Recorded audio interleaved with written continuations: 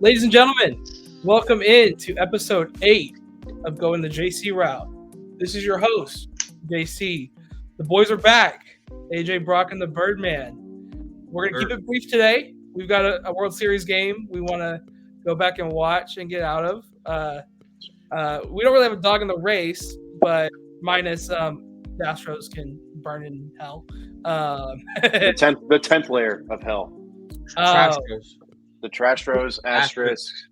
Yeah. Freaking can't stand it. Being from Dallas, we're naturally Rangers fans, but we haven't been good for so many years now.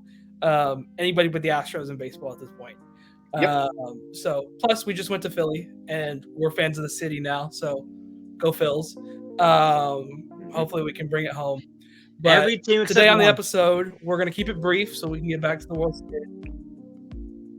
What is that? All right, so I said every team except one. Well, I was going to say any team except for one. That's right. We're going to go through college football a little bit. The playoff rankings just dropped. A little bit of a bombshell, so we're going to go through that a little bit of implications as far as college football goes the next couple of weeks. Then we're going to break down the Cowboys trade deadline. Did nothing, which caught us off guard a little bit, but we'll sift through it a little bit. So let's start with the playoff, though. Sure. Tennessee number 1. Thoughts? I mean, I think Go ahead, Chris. I mean, as far as the entire, I think you're going 1 through 6 or whatever, but I think that they got it. I thought those 6 teams that are there, those were going to be the 6 teams anyways. But I thought it would have been flipped. Georgia on top and Tennessee third. What I can do, let me read through the top 10 real quick. So we've got Tennessee, Ohio State, Georgia, Clemson, Michigan, Bama, TCU, Oregon, USC, LSU. I think the top 7 was pretty much set. We knew everybody TCU and above pretty much was going to be there. Because you've got all the undefeateds plus Bama, typically. Actually, that's exactly what's going on. My opinion, I think you should have been above Bama, given Bama has the best loss of anybody this year. But I mean, I feel like 0. And to be fair, TCU hasn't looked unbeatable this year. They've looked beatable at times, but the 0 in the loss column has to speak for itself. Well, I first thought I'll go. Go ahead. Ooh, who's Matt? I'll go. Go. So I agree. I think I agree that Alabama has had the best loss out of anybody, and I think that's fair. I think TCU's vulnerability that they've shown against K-State and who else? Oklahoma State. Oklahoma State, thank you, would prove to me why they are below Bama. Now, they still have a 0 in the L column, but still. And I think I'm kind of surprised to see Georgia not number 1, but I think it's fair with Tennessee's win over Bama that they're sitting top of everybody right now. So that's my 2 cents. As far as resumes go, Tennessee has the best resume this year. You got the best win. You got the best win against Bama, and then you've made all your other opponents to this point look silly, pretty much. Kentucky's a good team, and they embarrassed them. Yeah, we thought they'd beat. We thought Kentucky might have a shot, and absolutely not. They beat Bama. I actually, in my personal poll, had Ohio State number 1.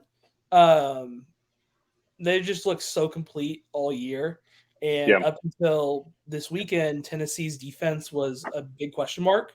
They couldn't defend a breeze if it hit the side of a barn in the secondary. But this weekend, they looked really good.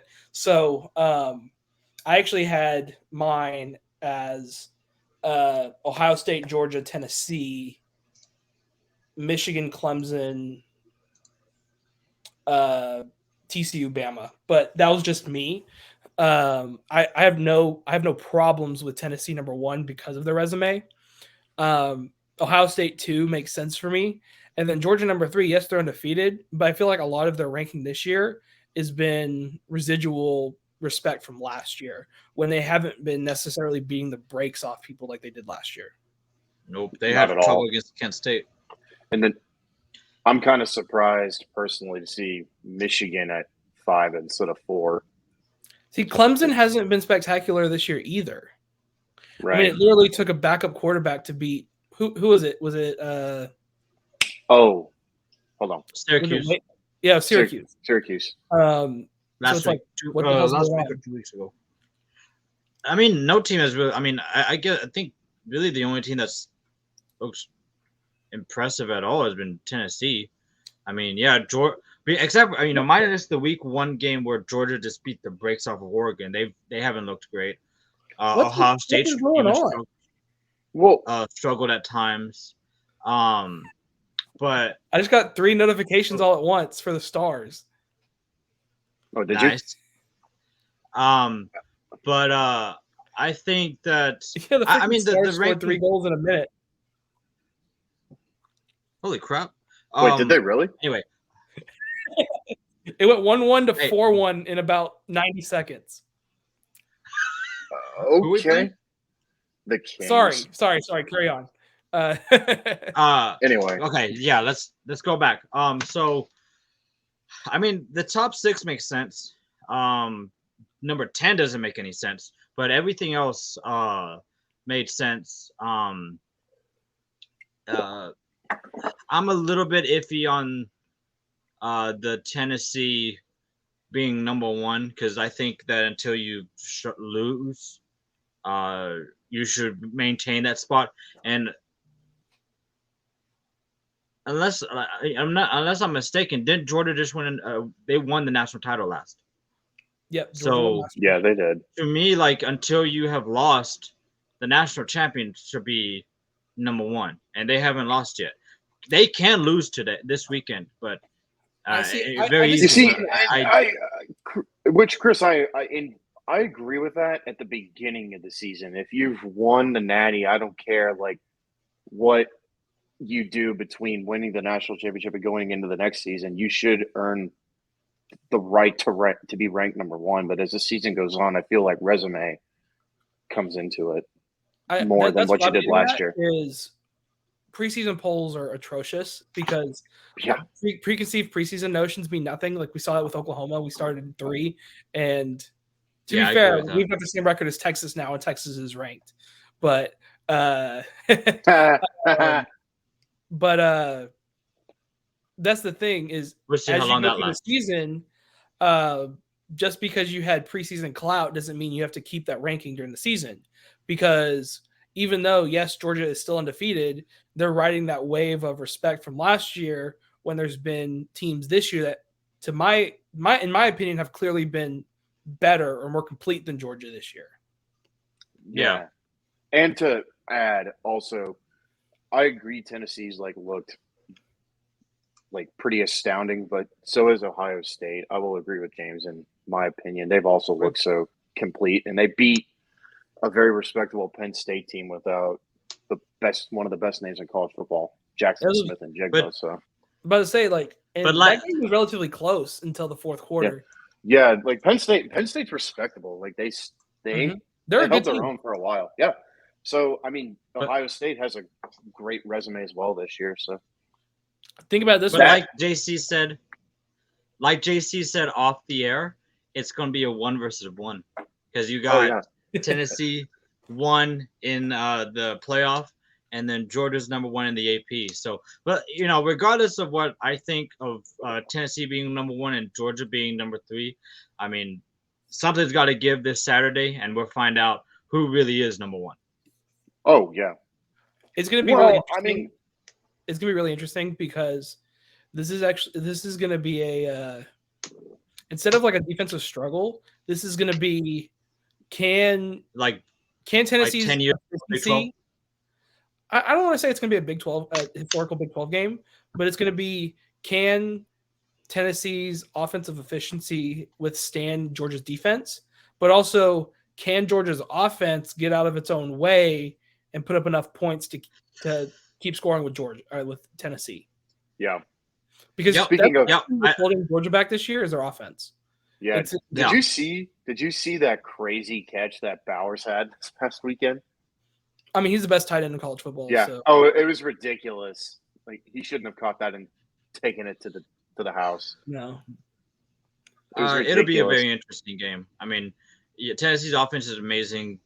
Tennessee's defense is less than stellar. And then you kind of have vice versa. But they took a big step forward this past week. Yeah. Plus, they're going to be healthy this week. They're getting their safety back. They're getting their number one wide receiver back. Keep in mind, Tennessee's offense has been doing this without their number one receiver for a couple weeks. That's true. I have a question for kind of talking about like the top four. Do you think at the end of the season, Alabama like finds a way to sneak in? Yes. I honestly do. Because I mean, honestly, sure. Yes, it depends on how everybody else shakes out. Right. Of course. It depends on how everybody else shakes out. But unless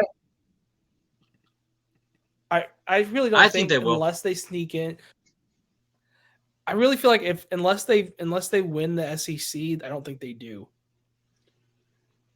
Because at this point, I want to go that way, but just based on it being Bama and Saban, and call me stupid for saying this, money. Like I think that they're going to find a way in. And for me, I think it's more of I think we're going to have multiple undefeated teams going into bowl season.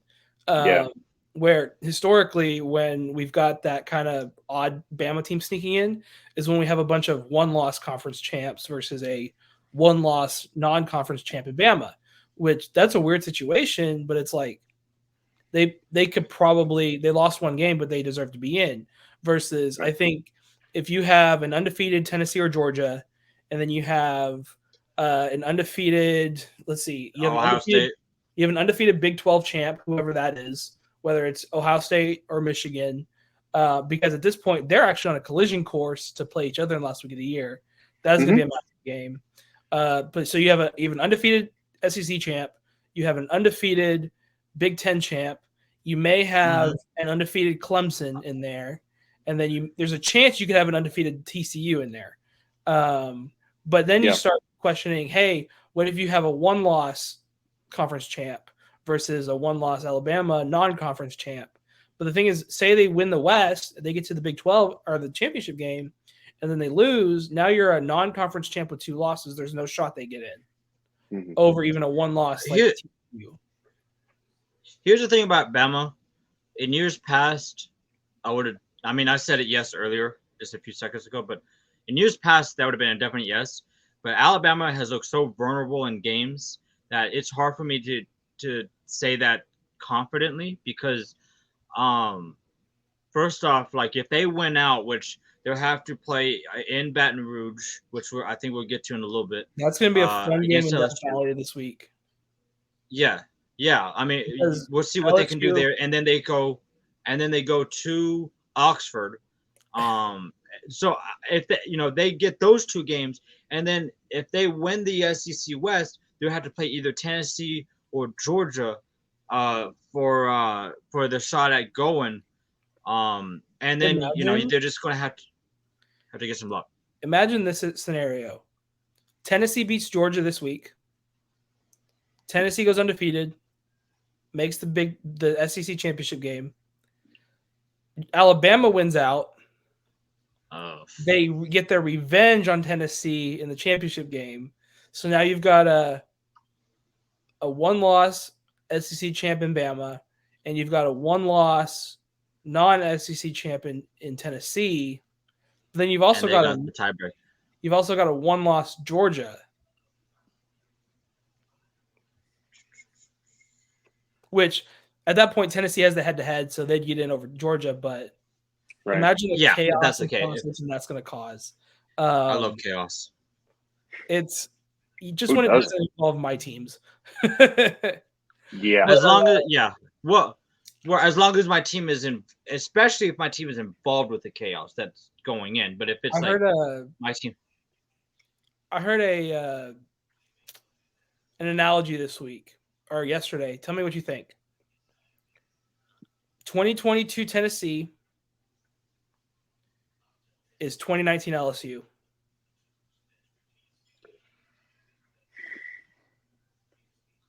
No, I'm not talking statistically. I'm talking situationally. Situationally, sure. If they are, like, show up and beat Georgia. Mm-hmm.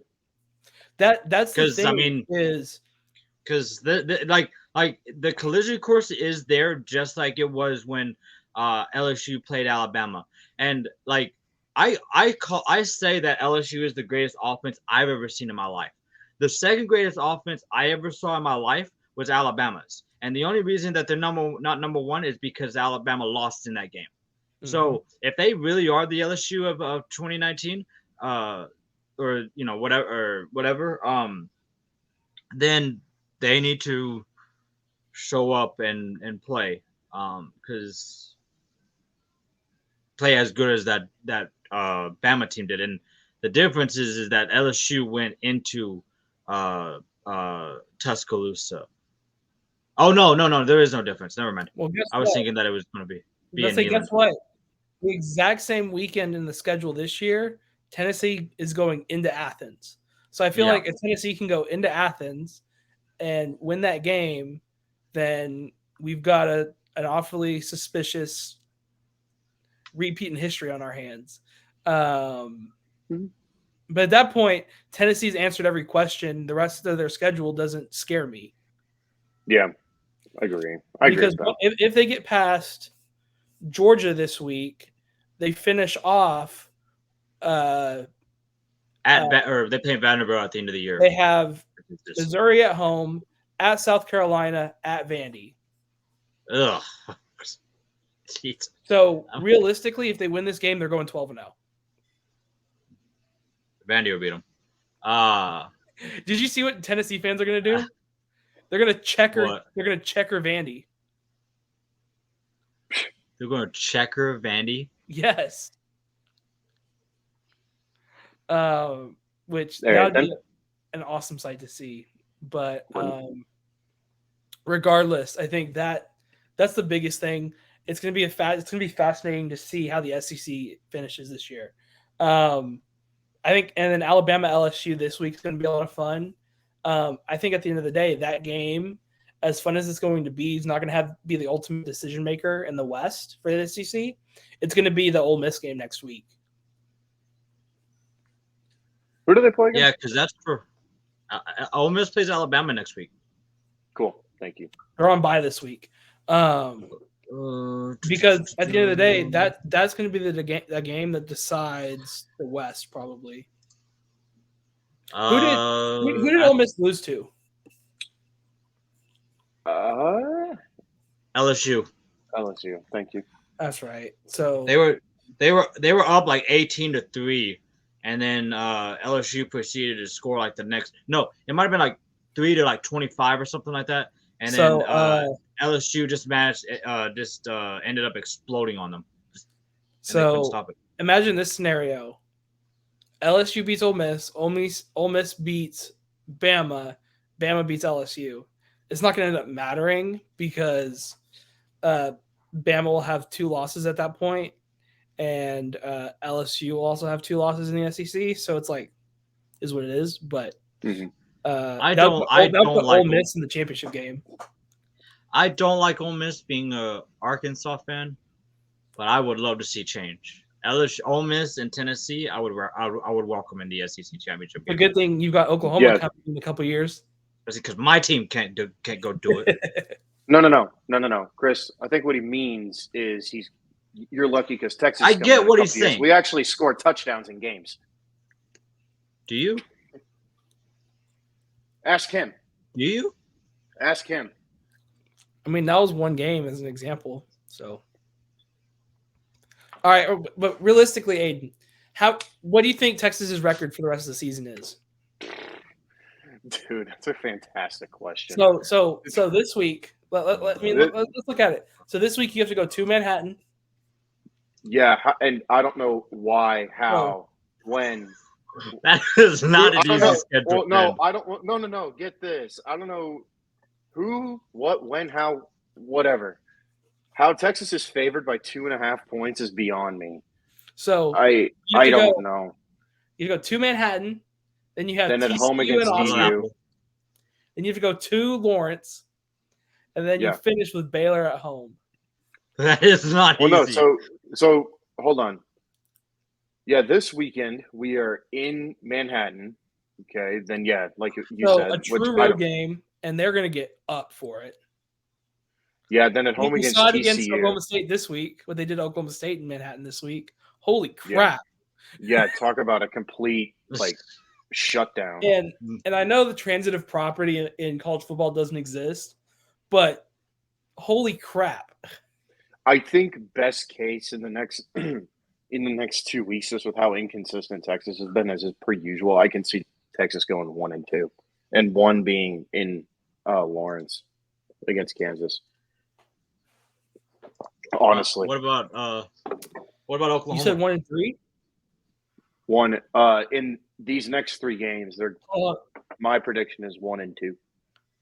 Honestly, why are we leaving out a game? We're talking about 4 games.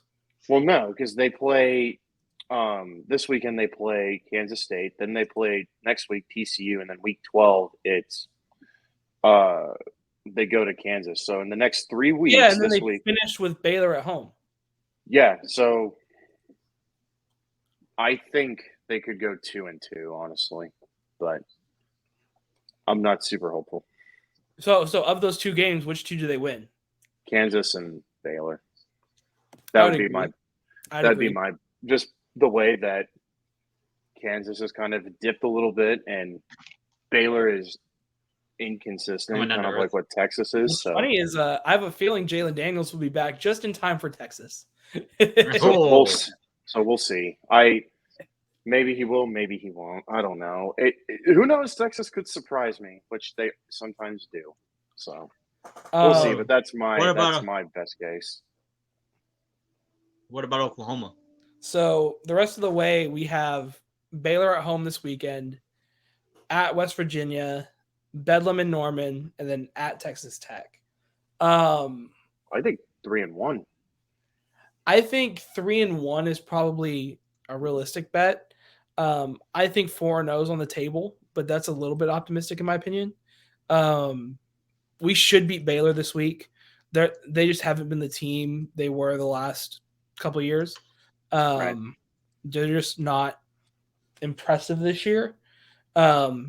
We should beat West Virginia this year, but as they proved against TCU last week, they're not an easy out, especially in Morgantown. And plus Neil Brown's coaching for his job, so I'm never going to rule that out. Bedlam's going to be interesting because they're hurt as shit, and Mike Gundy just doesn't have a good record in Bedlam, unfortunately. So I think being in Norman helps us. And then anytime we're going to Lubbock, I don't like it. Weird shit happens in Lubbock. As Aiden. Texas proved this year. Yeah, as Texas knows. It wouldn't surprise me if we pulled off a Bedlam win, but then went to Lubbock and lost. That would actually piss me off. But I think 4-0 is absolutely on the table. 3-1 is probably likely. If I had to pick, we would probably lose one of our road games, either at Morgantown or at Texas Tech, which would put us at, what did that put us at? 8-4 on the year. I'd take that after the start we had. Sure. Oh my gosh, that's like, that's a, I don't know if it's a miracle, but that is just incredible. If we went out and ended up 9-3, I'll be incredibly happy as a first year under Brent Venables. Yeah, I would be too. Yeah, but is what it is. I think. How are you feeling about Arkansas the rest of the way? I'm feeling a confident 3-1 and a less confident 4-0. So we play. So the schedule the rest of the way is Liberty at home, LSU at home, Ole Miss at home, and at Mizzou. Yes. So Liberty is ranked coming in. They have a tough offense, but I think that we have enough to be able to beat them. Okay. And then I think the toughest game on that schedule will be Ole Miss. Although LSU beat them, LSU seems to be gaining confidence. If they look decent against Alabama, then I might get a little bit more concerned. But they had a those rough two, start, but people forgot Brian Kelly can coach. yeah. So it's it there. Well, I think. I mean, your best loss obviously is going to be, or your worst loss in that stretch will be between those two teams. You probably lose to Ole Miss, maybe the same way that we did against when we went to Oxford.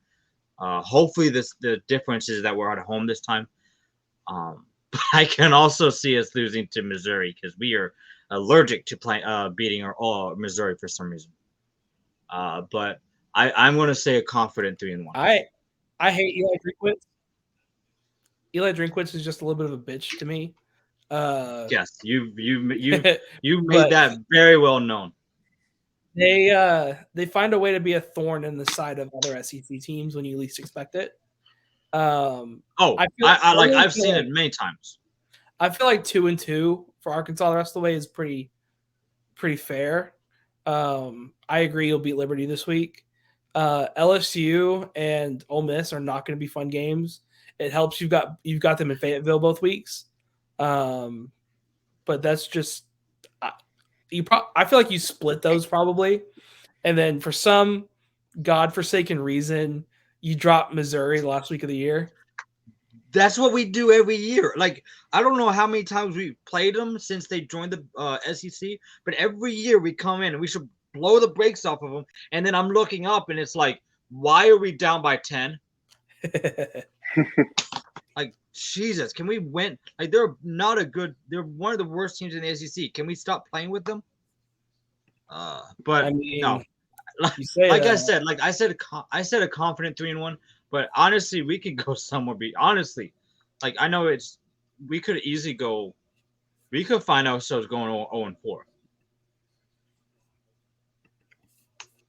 Even though the last 2 weeks, even though the last 2 weeks before the bye, even though the last 2 weeks that we've played, we've looked very good on offense.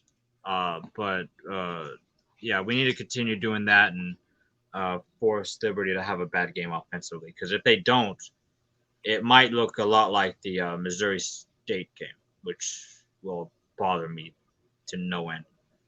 Anyway, I think it suffices it to say we're all a little bit cautiously optimistic for the rest of the way. That's all you can be.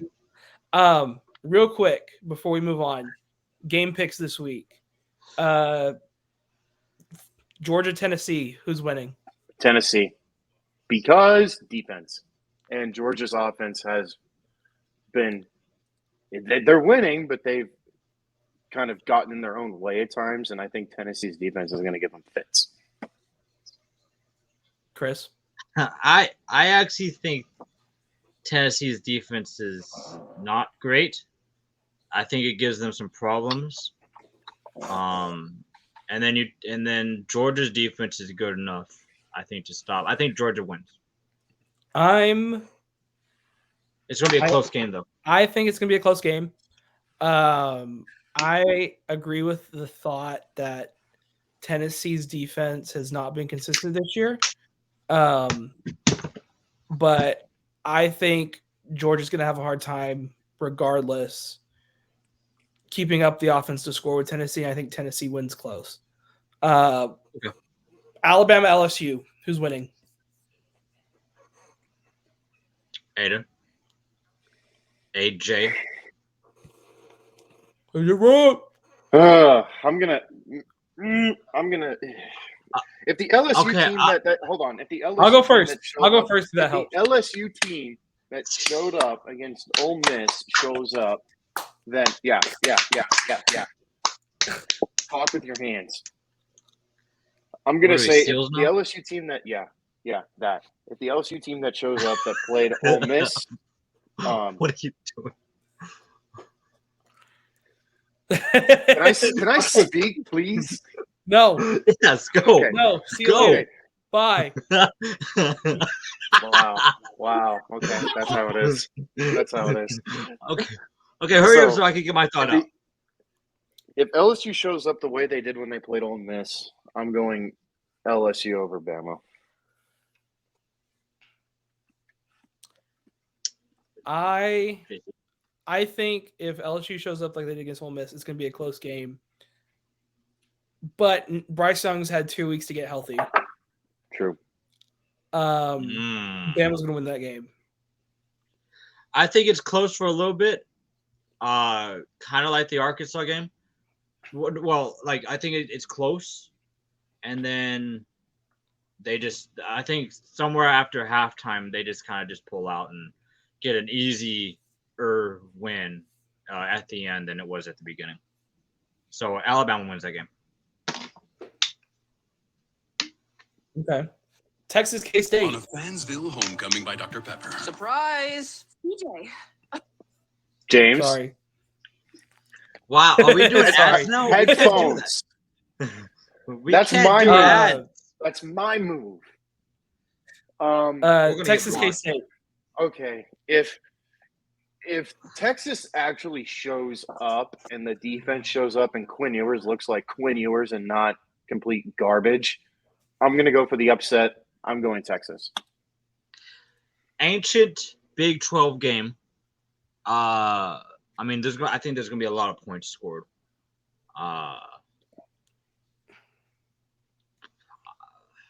But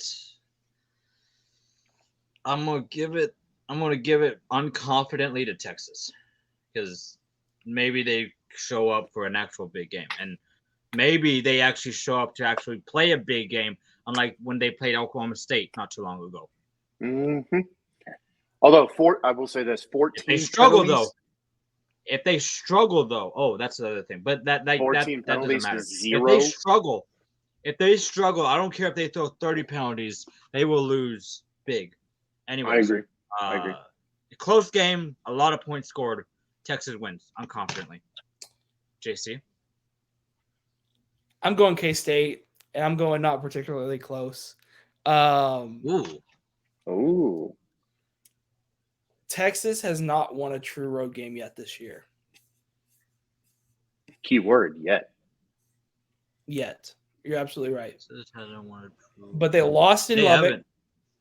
and they lost in Stillwater. Yeah. A bad game they played, by the way. I don't care if there were 14 penalties. That was a bad game. Yeah, they look like they didn't prepare all effing week. Manhattan is one of those places where when the fans get up and the team gets up for it, it's not a fun place to play. And I don't care if the backup Will Howard is playing. They carved the shit out of Oklahoma State last week. If Texas's defense comes out flat or the offense comes out flat or anything, Kansas State will step on their throat and not let it go. Agree. If Texas comes out and lets Deuce Vaughn run all over you right away, it's not going to be close. Or Adrian Martinez, for that matter. That's what I'm saying. I don't know if Adrian Martinez is playing because he's been hurt.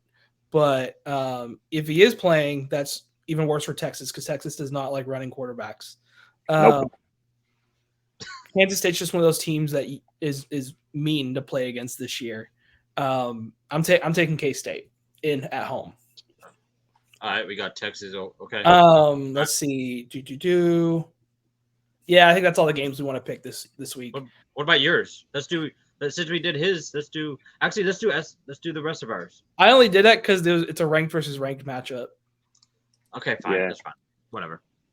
All right, let's go. You can just say it. You think Arkansas is going to beat Liberty. I think Oklahoma's going to beat Baylor. Is what it is. Carry on. And then who does SMU play? What? Houston. What happened? Oh, SMU is going to lose to Houston. Yeah. This Saturday, SMU is at home against Houston. Okay. All right. Moving on. Let's talk Cowboys. It was a great win, and again, I'm still eating crow from when I put my foot in my mouth.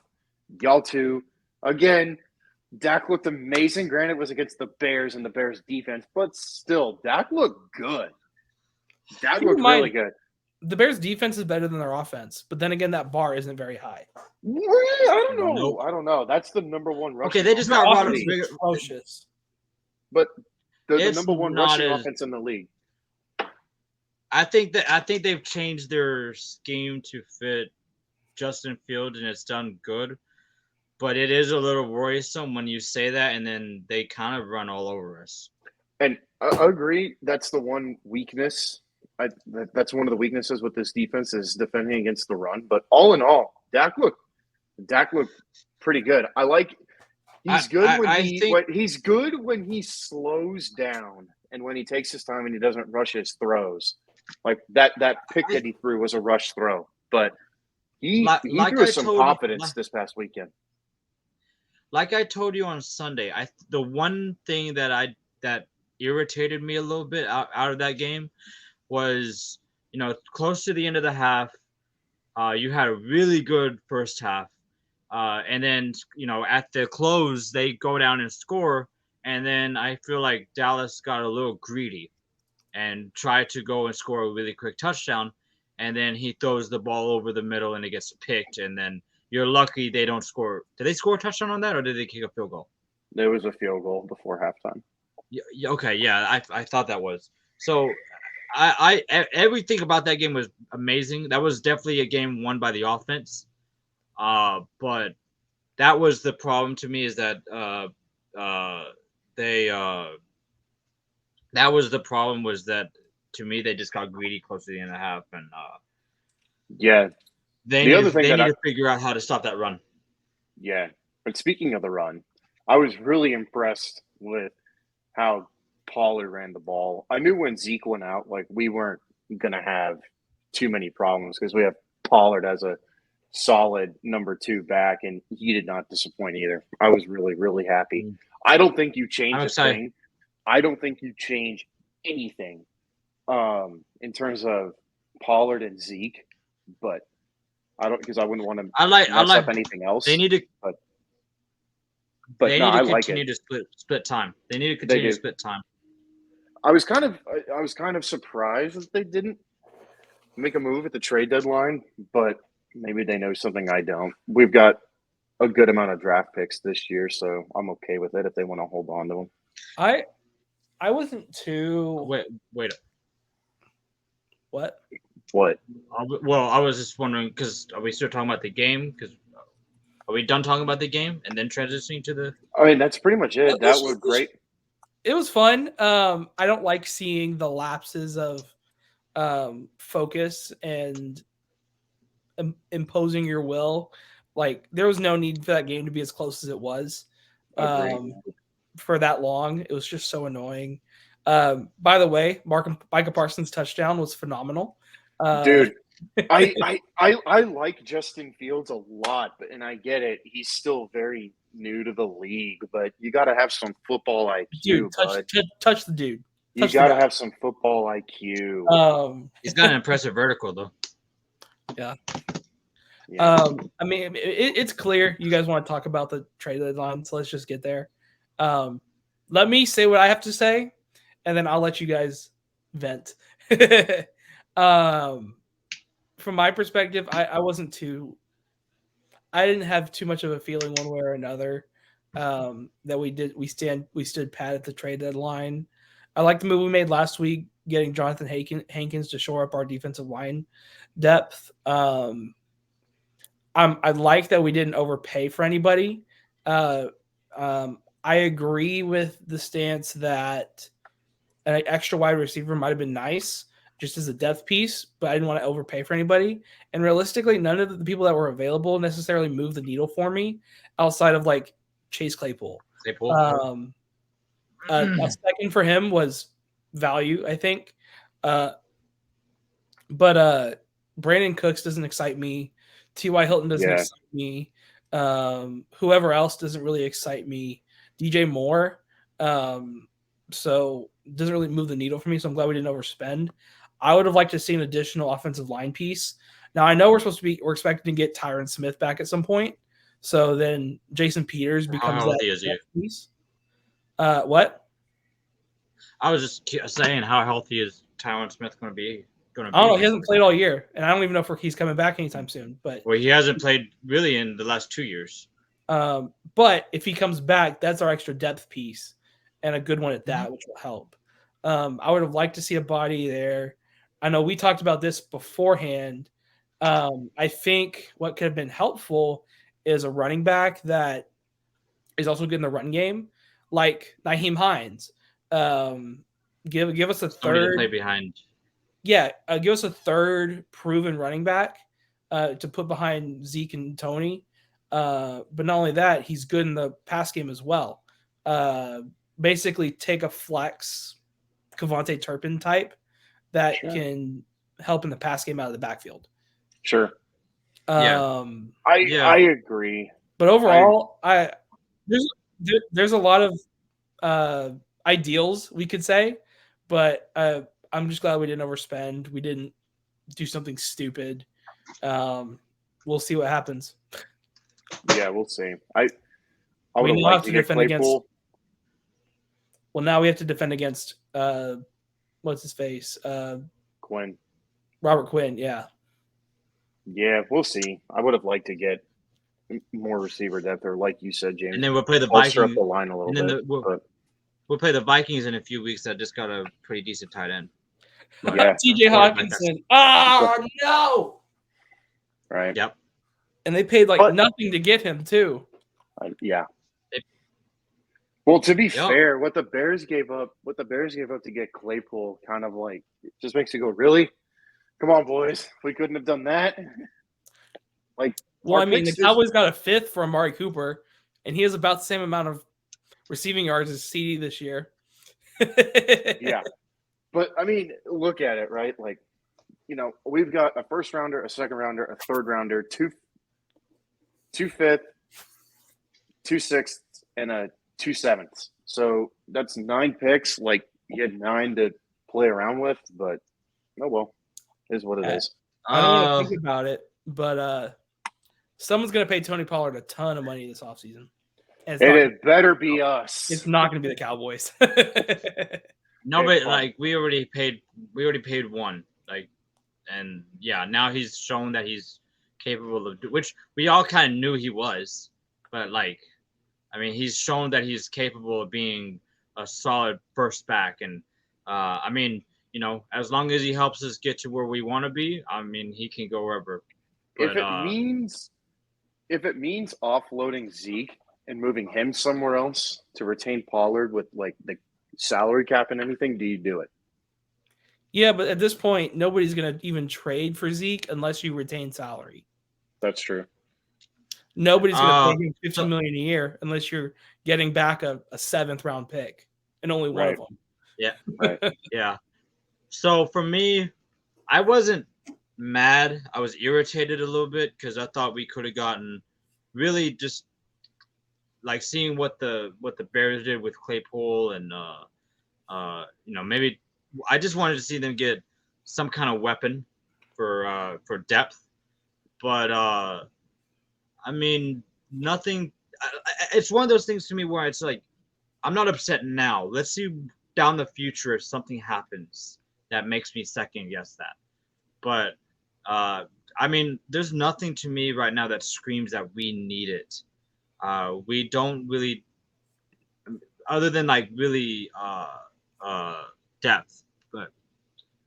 But the one thing that bothered me was you had Jerry Jones out here saying that we were going to try to do something because we were committed to going and winning a Super Bowl. He didn't do anything. To me, when somebody says that you're going to go out and do whatever it takes to guarantee you that you can go win a Super Bowl. The 49ers did something. The Eagles have done something. The Niners have done, or the Vikings have done something. The teams that are in the hunt for a Super Bowl, I think legitimately in the NFC have done something, except for really one team. Besides getting Hankins, who's he's going to help shore up that interior line, but like you needed to get something if you were in fact trying to go and win a championship or at least play for a championship, which kind of looks like it's not. You're not that serious. It's the perception. I would agree. It kind of is. I agree. It's irritating. That's my rant. Is just that's the part that's irritating to me. Is like it's not the fact that you're not going to give up something, but it's what he said, and then if you say that, you like what the Rams did. They gave up everything to win a championship. By the way, hold on. Did you hear the trade that was turned down? By who? The Rams offered 2 first-round picks for Brian Burns, and the Panthers said no. Okay. First of all, Rams, what are you doing? You have no draft picks as it is. Second of all, Panthers, why'd you say no? You've already had the fire sale. Yeah. Like, yeah. 2 first-round picks? Why stop now? But anyway, I think that's what I'm getting at, and I think that also doubled as my rant today. So yeah, no, I would agree with that. It's frustrating, like for Jerry to come and say that, and once again, like arouse people's hopes and nothing. Why are you still listening to Jerry Jones? You got a point. You got a point. Oh, by the way, speaking of Jerry Jones, here's my other rant. Apparently now Jerry Jones is facing a fine by the league because of his Halloween costume. He dressed up as a blind NFL ref, and now they are. And now he's facing a fine from Roger Goodell in the league. I'm like, Roger Goodell. If this ever gets back to Roger Goodell, this podcast, and it gets to his desk, I hope he knows that he's the biggest scumbag that has ever walked the face of the earth outside and above U.S. politicians. I cannot stand him. He's terrible at his job. Speaking of scumbag Roger Goodell, Pat McAfee show, they're trying to get that canceled. The NFL is for something that I need to look in. So now Goodell is going to cancel Pat McAfee. He's one of the most hysterical guys in sports. He's going to try to. But anyway, I didn't really listen to him because he hasn't made any sense in a while talking about Jerry Jones. But he said it, and if you say it, you at least attempt it, or you at least make it look like you've done something. Right. I will say, I will give Goodell this. He does embrace it quite well. He takes being the enemy very, very well. That takes a certain character. I mean, not a lot of people like Goodell, but at least he's not Rob Manfred. You know what? I will say that. Manfred is nobody likes that dude. No. Rob Manfred is spineless. You know, it's funny. During the World Series tonight, actually, they said that, who was it? Tucker, or somebody hit into the shift, and they're like, and Tucker grounds out into the shift, which will be banned next year in baseball. And I wanted to throw something. Don't even. Are they really banning the shift next year?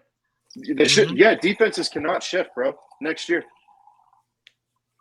They cannot shift, which is incredible. No, I mean, it's like that takes strategy out of the game. Baseball is a strategic game. You want to make the game interesting, but you're completely taking a ton of strategy out of the game, and it's ridiculous. And that's what baseball is. It's a strategic game. Yeah. It's a 9-inning chess match. Oh, next they're gonna make baseball 7 innings.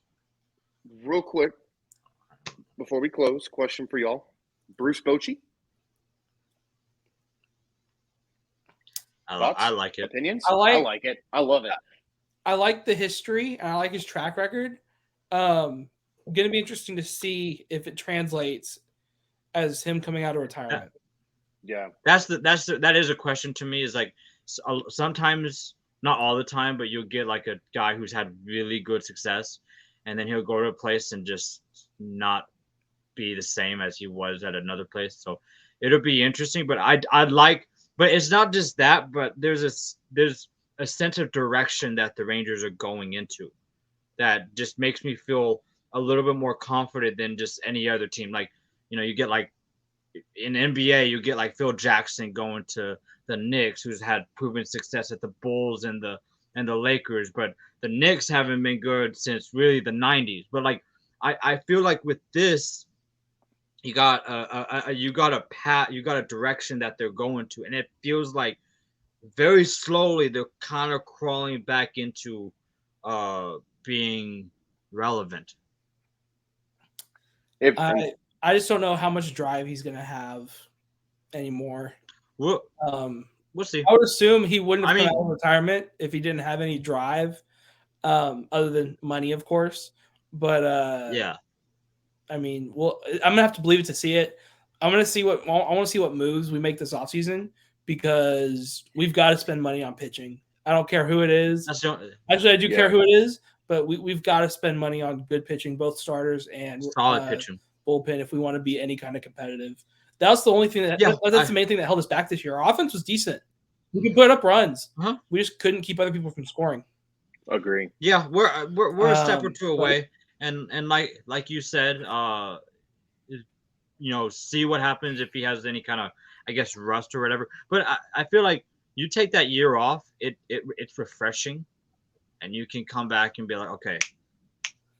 But let's see how long it takes him to get back. See how long it takes to get him back into the swing of things. And I think this is more like an football offseason conversation leading into baseball season. But I want to see consistent progression and growth. Last season we lost 100 games. This year we lost 90 something. I want to see us somewhere around 81 and 81 next year. If we can get somewhere around 500, that's progress. I just want to see us get more and more competitive every year, but we'll have to see what our pitching does in the offseason. Yeah. All right. But I like it. I've got something for you. I got a couple questions I got to ask you. I want to leave you with this. Completely sports unrelated. Okay. Oh. So there's three black roosters on the fence. Okay. Okay. That's racist. Wow. Typically, do they all have beaks? Wait, what? It's not a trick question. Three black roosters. Do they typically have beaks? Yeah. Okay. How many wings are there total? There's 2 wings per rooster, so 6. Okay. How many eyes are there total? There's so 2 times 3, that's 6. Okay. So now there's a white cat on the ground. Okay. How do you tell if the cat is sick? If